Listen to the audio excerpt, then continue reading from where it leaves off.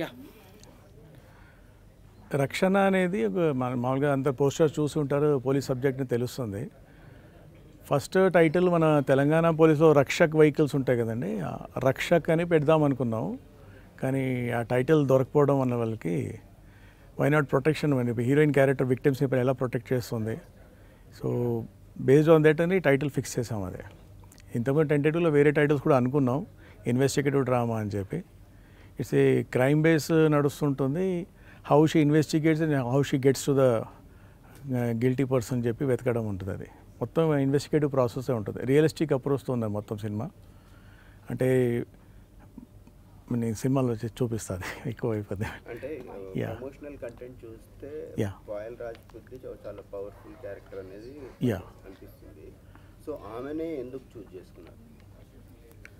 అంటే బేసికలీ కథ రాస్తున్నప్పుడు ఏ ఆర్టిస్ట్ అని చెప్పి అనుకోలేదండి. బేసికలీ క్యారెక్టర్ బేస్ చేసుకొని రాయడం జరిగింది. అది రాసిన తర్వాత న్యూలీ అపాయింటెడ్ ఒక పోలీస్ ఆఫీసర్గా యూనిఫామ్లో ఫిజికల్గా ఎంత పర్ఫెక్ట్గా ఉంటాయి, హైట్ ఇవన్నీ ఉంటాయి కదా. బేసికలీ నార్మ్స్ ప్రకారం చూస్తే 5.6 అలా ఉండాలంటారు ఐపీఎస్ ఆఫీసర్కి.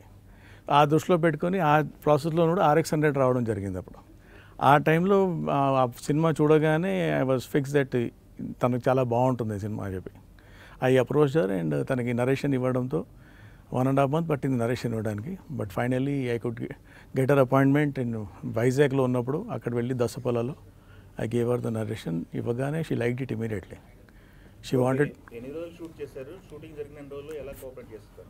57 days చేసామండి. ఓకే. అంటే టోటల్ షూటింగ్ 57, పాయల్ గారితో 47 days చేసాం. ఓకే. షూటింగ్లో ప్రాబ్లం లేదండి, పర్ఫెక్ట్.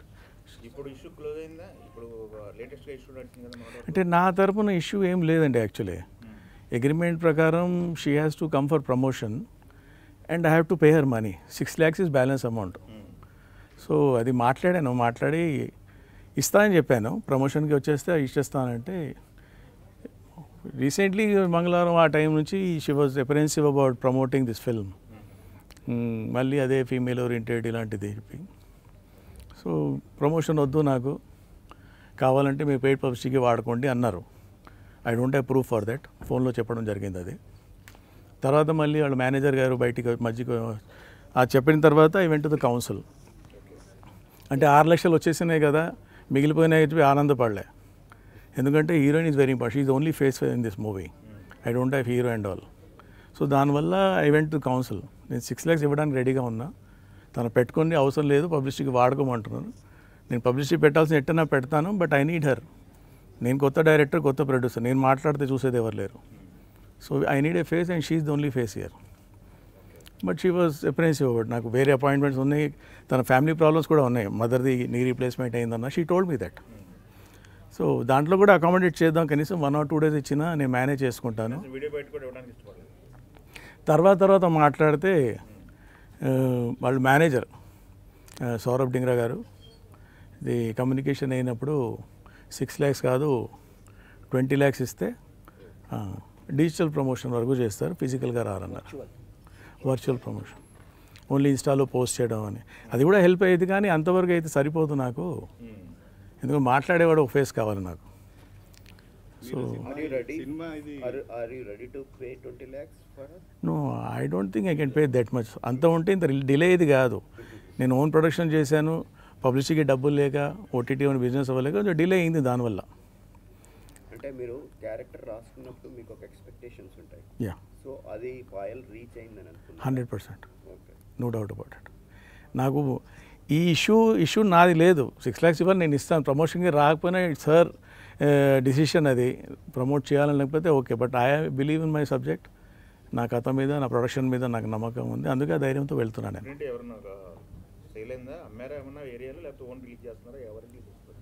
ఇది నాది ఓన్ రిలీజ్ అండి. Distributors are spending on cube and all. ఇక్కడ ఏషియన్ మూవీస్ చేస్తున్నా, గ్లోబల్ సినిమా. అండ్ నైజాంలో సాయి చంద్ర అని ఆయన, అండ్ ఆంధ్రాలో Shri Vijaya films. So luckily నాకు ఐ గాట్ డిస్ట్రిబ్యూటర్స్ ఇది క్యూబ్ చేస్తున్నారు. పబ్లిసిటీ పే మాత్రం నాది మొత్తం. అది తనతో మూవీ అనౌన్స్ చేసినప్పుడు తనకు ఒక ఇమేజ్ ఉంది, వైట్ కంప్లీట్ ఆపోజిట్ ఇమేజ్. మీరు కాకి డ్రెస్ వేయించారు. అంటే చేసినప్పుడు ఆలోచన వచ్చింది, ఇమేజ్ ఒకటి ఉంది కదా మనకి బిజినెస్కి ఇబ్బంది అవుద్దని చెప్పి ఇద్దరు ముగ్గురు చెప్పడం కూడా జరిగింది. బట్ నాకు కథ ఇంపార్టెంట్ చేయడం అని. ఆర్టిస్ట్ అన్నాక ఉన్న ఇమేజ్ సినిమాలు చేసుకుంటుంటే ఆడియన్స్ కూడా చూడరు. పెద్ద హీరోలు కూడా సేమ్ చేస్తారు, ఇంతకుముందు వచ్చిందిరా అని చెప్పి చూడరు. కొత్తగా చేయాలి, somebody has to take the trust. తో నేను చేసుకున్నది ఆ ధైర్యంతో ముందుకు వెళ్ళాను నేను. And she has done justice to the character, there is no doubt about it. అంటే గుణశేఖర్ దగ్గర వర్క్ చేసిన రోజుల దగ్గర నుంచి చాలా కాలం అయిపోయినట్టుంది కదా. ఒక్కడు సైనికుడు చేశాను, రుద్రమాదేవి కూడా చేశాను. సో అప్పటి నుంచి ఒక డైరెక్టర్గా అంటే ఇండివిజువల్గా సినిమా చేయడానికి ఎంత టైం ఎందుకు పట్టింది? ఆయన దగ్గర చేయడం వల్ల సబ్జెక్ట్స్ కూడా పెద్ద పెద్దగానే వచ్చినాయి ఆలోచనలు. సో డెబ్యూ డైరెక్టర్గా పెద్ద తీసుకుని అప్రోచ్ చేయడంలో కొంచెం ఇబ్బంది అయింది. అంటే న్యూ డైరెక్టర్ మీద అంత డబ్బు పెట్టేవాళ్ళు, పెద్ద హీరో ఓకే చేయడం. So then I took a decision. అది అవన్నీ తిరగడం 4-5 సంవత్సరాలు అయింది. అది నేను రియాలిటీ చెక్ చేసిన తర్వాత సొంతంగా చేసుకుని చిన్న సినిమా చేద్దాం అనుకున్నా, సొంతం కూడా ముందు అనుకోలే. చిన్న సినిమా చేసిన తర్వాత హీరోయిన్ ఓరియంటెడ్గా సెట్ అయింది. ఒక ఇన్సిడెంట్తో ఇన్స్పైర్ అయ్యి కథ రాయడం జరిగింది. కథ మొత్తం రెడీ అయిన తర్వాత లైక్ ఇప్పుడు పాయల్ ఇమేజ్ ఒకటి ఉందన్నారు కదా, ఆ ఇమేజ్ తగ్గట్టు లేని సినిమా ప్రొడ్యూసర్ దొరకడం కూడా కష్టం.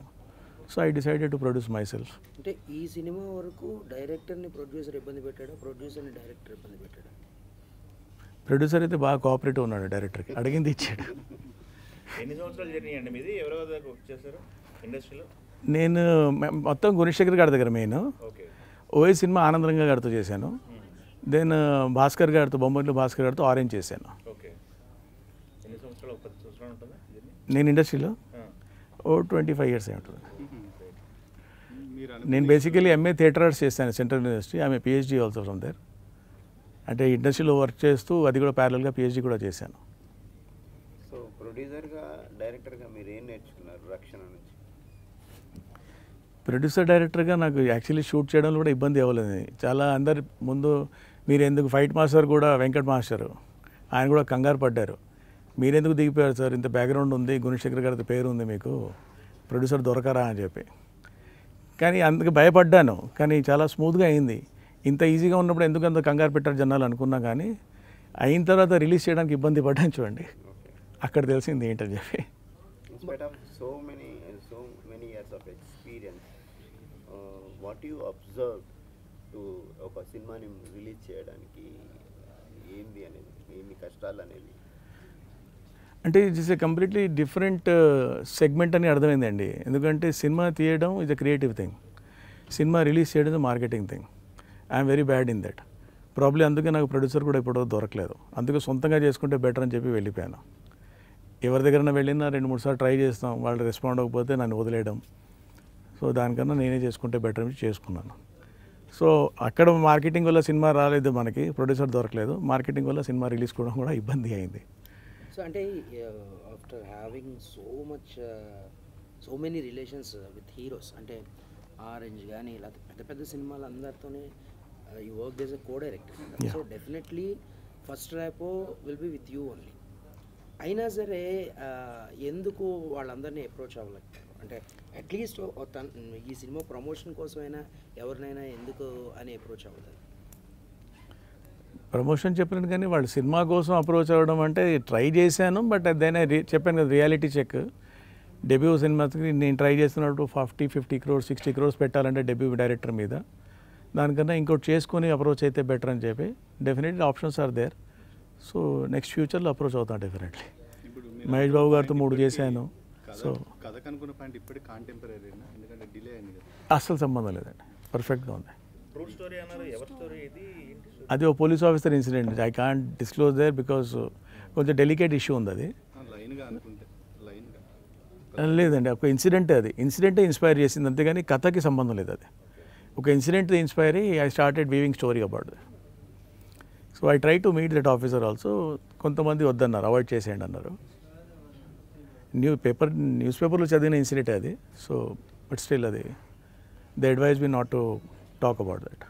అంటే ఇన్సిడెంట్ అయినా మెసేజ్ లాంటిది, ఇన్సిడెంట్ చెప్తున్నారా మెసేజ్ ఏమన్నా చెప్తారా? ఇందులోనండి చూసాక కొన్ని వస్తాయండి, డెఫినెట్లీ మెసేజ్ కూడా వస్తుంది, సటిల్గా ఉంది. అంటే ప్రీచింగ్ లాగా ఇది నేను పాఠం చెప్తున్నా నేర్చుకోండి లాగా లేదండి, అర్థమయ్యే వాళ్ళకి అర్థమవుతుంది. I try to do that. అది జనాలకి కమ్యూనికేట్ అయితే probably that shows my success, otherwise చూద్దాం. అంటే రక్షణ ఒక ప్రేక్షకుడు థియేటర్కి వచ్చి ఎందుకు చూడాలంటే మీరు ఏం చెప్తారు? అంటే what are the strengths of the movie? USP.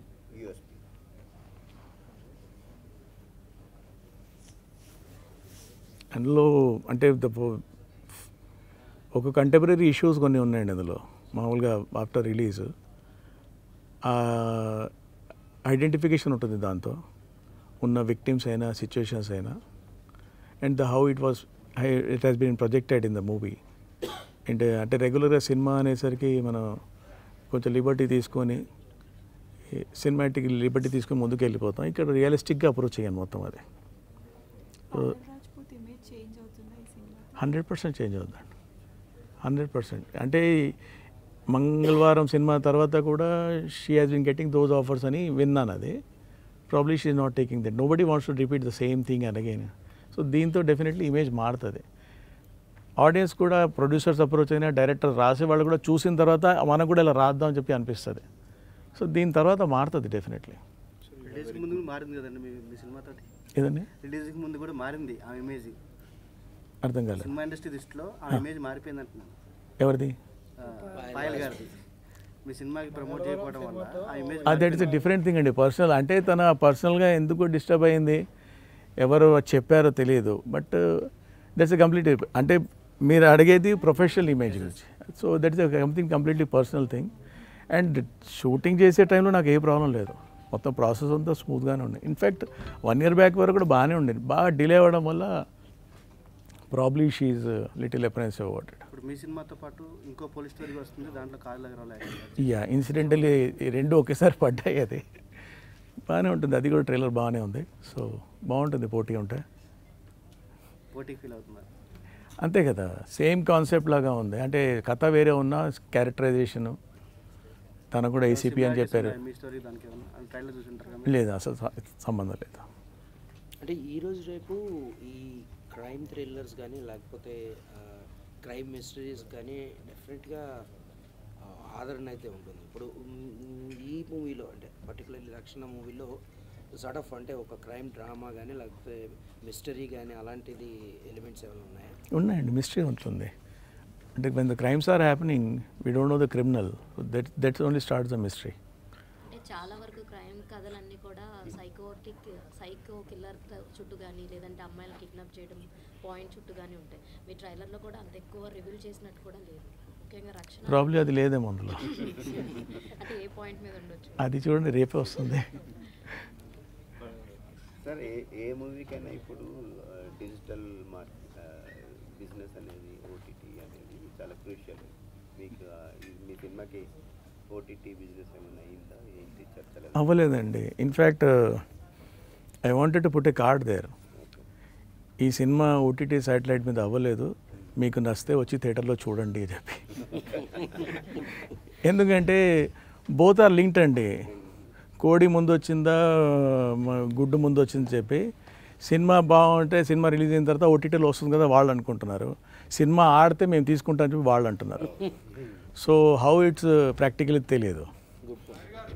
ఫర్దర్గా మీ ప్రాజెక్ట్స్ ఏమి ప్లాన్ చేశారా? ప్లానింగ్ ఉందండి, కానీ ఈ రిజల్ట్ మీద నెక్స్ట్ డిసైడ్ అవుతుంది. Thank you very much. Thank you. ఇది